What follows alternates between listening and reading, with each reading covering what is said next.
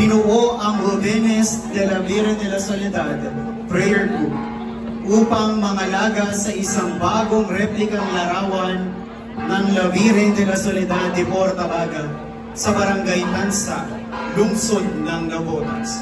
Noong una, dinadala nila ang replikang larawan na ito sa mga exhibit sa bayan ng Malabon at Navotas.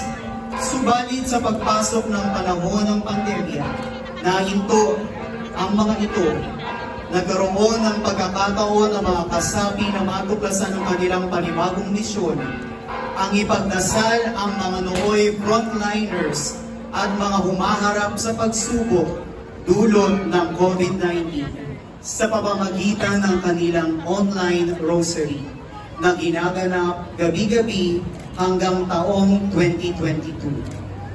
Kinilala ng parokya ng Santa Cruz sa pamamagitan ng kanilang pura paroko ang gawain ito. At nang gumaan ang mga pag-iigpit dahil sa lockdown, sila ay pinahintulutang mamuno sa pagdarasal ng Santo Rosario tuwing linggo sa kanilang parokya.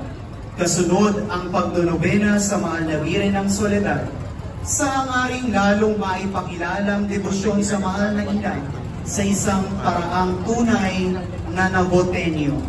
Ang Jóvenes de la Virgen de la Soledad ay nakipag-ugnayan sa Cofradía de la Virgen de la Soledad de Portabaga upang